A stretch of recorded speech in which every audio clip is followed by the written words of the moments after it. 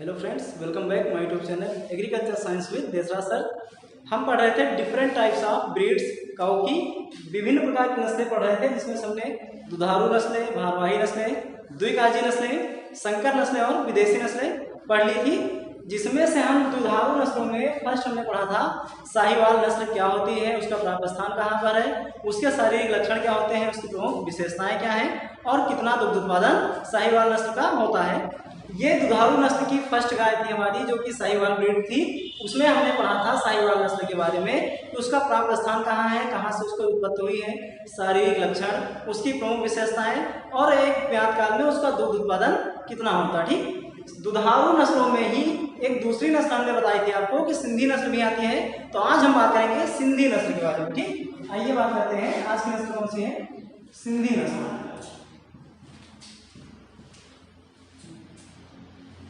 सिंधी नस्ल हमने बताया था आपको कि दुधारू नस्लों में दो गायें, एक तो साहिवाल और दूसरा सिंधी। ये गायें ऐसी होती हैं कि इनकी जो मादाएं होती हैं वो बहुत अधिक दूध देती हैं। इनके जो नर पशु होते हैं वो कृषि कार्य के लिए उपयोगी सिद्ध नहीं होते हैं, लेकिन इनकी मादाएं दूध अधिक देती है, इसीलिए इनको हम दुधारू नस्ल के नाम से भी जानते हैं। और दुधारू कामों के लिए, दुग्ध उत्पादन के लिए प्रमुख रूप से ये गायें जो है वो पाली जाती हैं। तो साहिवाल के बाद अगली जो नस्ल है हमारी वो कौन सी है, सिंधी नस्ल है। तो सिंधी नस्ल के बारे में सबसे पहले हम बात करेंगे किसके, प्राप्य स्थान के बारे में। प्राप्य स्थान या उत्पत्ति स्थान भी कहते हैं कि सिंधी नस्ल जो है इसका उत्पत्ति इसकी कहां से हुई है, कहां से ये इनकी उत्पत्ति हुई है। तो सिंधी नस्ल का प्राप्य स्थान क्या है, पश्चिमी पाकिस्तान का, पश्चिमी पाकिस्तान का सिंध क्षेत्र।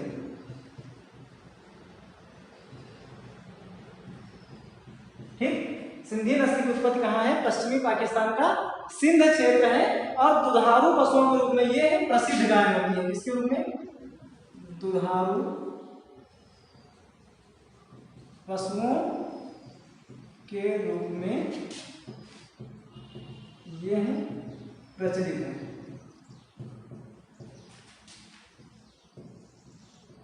ठीक, सिंधी नस्ल का उत्पत्ति स्थान क्या है कि इस नस्ल का उत्पत्ति स्थान या मूल स्थान पश्चिमी पाकिस्तान का सिंध क्षेत्र है। दुधारू पशुओं के रूप में ये प्रचलित गायें हैं और भारत मोस्टली पंजाब, हरियाणा, उत्तर प्रदेश राज्यों में प्रमुखता से इस नस्ल की गायें पाली जाती हैं। ठीक, तो ये हो गया इसका उत्पत्ति स्थान। उत्पत्ति स्थान के बाद हम बात करते हैं शारीरिक लक्षण की। शारीरिक लक्षण या बॉडी सिम्टम्स क्या होते हैं किसके, सिंध नस्ल के, इनके शारीरिक लक्षण क्या होते हैं। तो सिंधी नस्ल के जो बैल होते हैं वो छोटे आकार के होते हुए भी भारवाही पशुओं के रूप में उपयोगी सिद्ध हुए हैं। मीन्स जो साहिवाल सिंधी नस्ल के बैल होंगे तो इसमें लिखेंगे आप कि इस नस्ल के बैल छोटे आकार के, छोटे आकार के होते हुए भी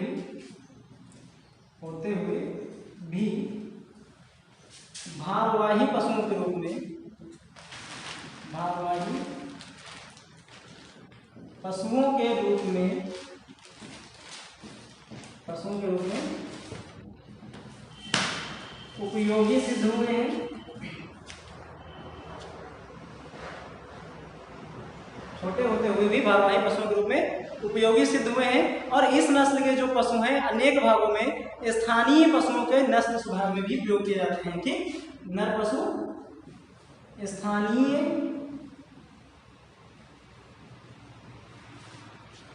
पशुओं के नस्ल सुधार में प्रयोग किए जाते हैं।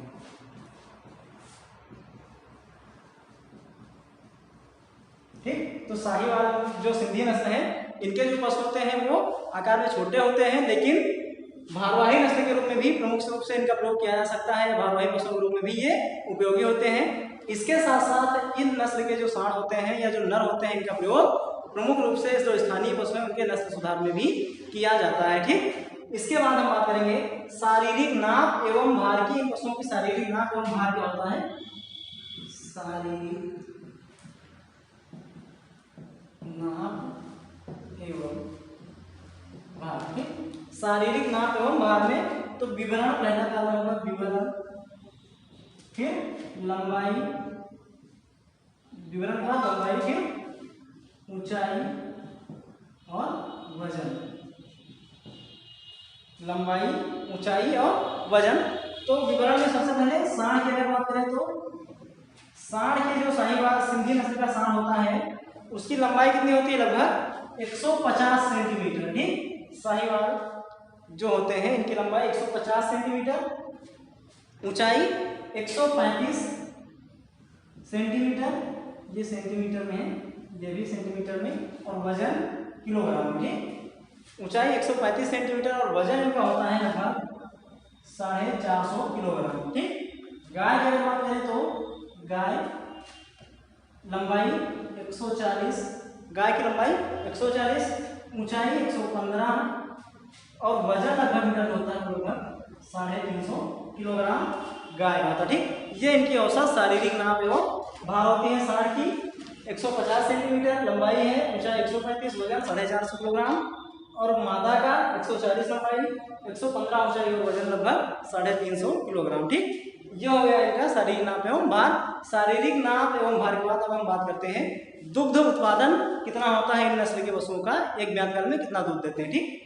ठीक, अब अगला आएगा, अगला क्या आएगा? अगला दुग्ध उत्पादन। दुग्ध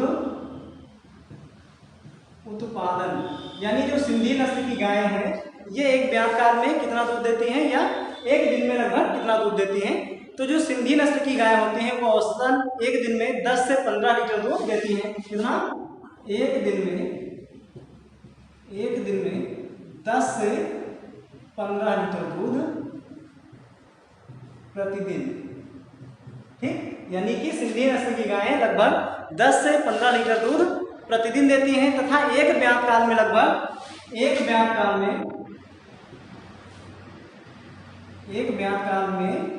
1500 से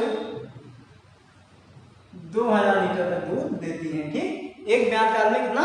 1500 से 2000 लीटर तक दूध देती हैं। ब्यातकाल आपको पता है कि गाय का जो ब्यातकाल होता है कितने दिन का होता है? 300 दिन का।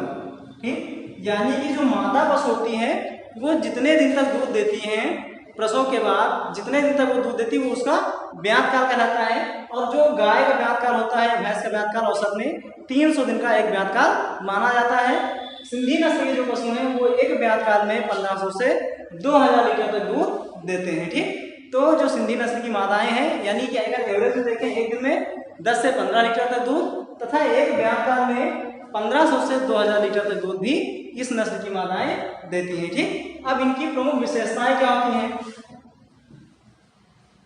प्रमुख विशेषताएं। ठीक, इस नस्ल की जो प्रमुख विशेषताएं हैं वो क्या है कि इनका जो आकार होता है वो मध्यम आकार के पशु होते हैं एवं गठीला शरीर होता है। ठीक, प्रमुख विशेषताओं पहला क्या लिखेंगे? मध्यम आकार का एवं गठीला शरीर। ठीक, यानी सिंधी नस्ल के जो पशु होते हैं उनका शरीर मध्यम आकार का एवं गठीला होता है, कसा हुआ शरीर पाया जाता है सिंधी नस्ल के पशुओं का। दूसरी विशेषता क्या होगी? इनका रंग गहरा लाल। ठीक, यानी सिंधी नस्ल के पशुओं का रंग कैसा होगा? इनका रंग जो होगा गहरा लाल एवं पीले से कत्थई रंग के होते हैं। गहरा लाल पीले से कत्थई रंग के। ठीक, इनका रंग गहरा लाल भी हो सकता है, पीले भी हो सकते हैं, कत्थई रंग के, तथा जो शुद्ध नस्ल के पशु होते हैं उनके शरीर पर किसी भी प्रकार के दाग नहीं पाए जाते, कत्थई रंग के। आगे एवं शुद्ध नस्ल के पशुओं में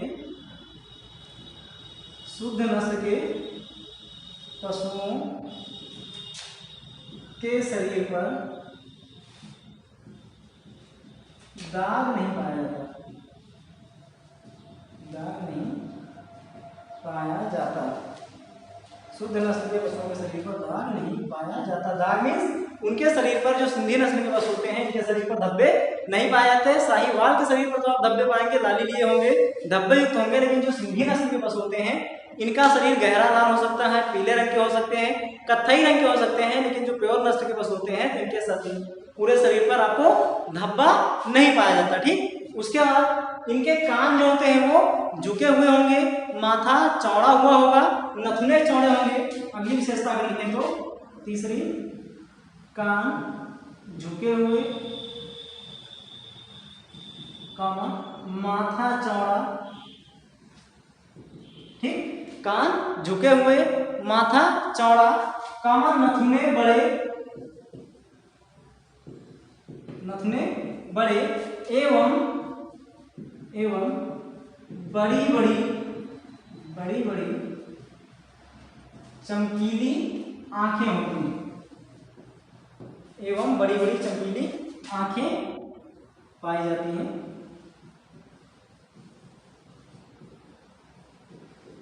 एवं बड़ी बड़ी चमकीली आंखें पाई जाती हैं। ठीक, ये इनकी जो होती है वो प्रमुख विशेषता होती है। इसके अलावा जो गाय होते हैं, गाय जो होती हैं, अगला अगर देखें तो गाय में थन सुविकसित। ठीक, गायों में थन जो होते हैं वो सुविकसित होते हैं एवं आयन पूर्णतया विकसित होता है।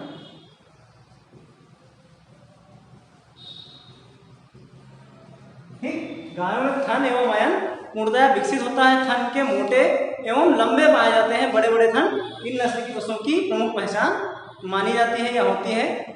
और इनके जो पशु होते हैं कहाँ कहाँ पर पाए जाते हैं, तो निम्नलिखित डेयरी फार्म जो होते हैं, जैसे प्रमुख डेयरी फार्म है जहाँ पर सिंधी नस्ल के पशु पाले जाते हैं, जैसे NDRI है, national dairy research institute, Karnal Haryana में भी इस नस्ल के पशु पाए जाते हैं। इसके अलावा Indian veterinary research institute Izzatnagar Bareilly, वहाँ पर भी इस नस्ल के पशु पाए जाते हैं। इसके अलावा चंद्रशेखर आजाद कृषि एवं प्रौद्योगिकी विश्वविद्यालय, वहाँ पर भी इस नस्ल के पशु पाए जाते हैं। इसके साथ साथ कृषि अनुसंधान संस्थान नैनी इलाहाबाद में भी सिंधी नस्ल के प्रमुख पशु पाले जाते हैं। ठीक, तो ये हो गई सिंधी नस्ल क्या है, उनका प्राप्त स्थान क्या है, उनकी प्रमुख विशेषताएं क्या है, उनका आवास स्थान क्या है, और ब्यात काल कितने दिन का होता है और कितना दूध देती है। ठीक, तो आज के लिए इतना ही।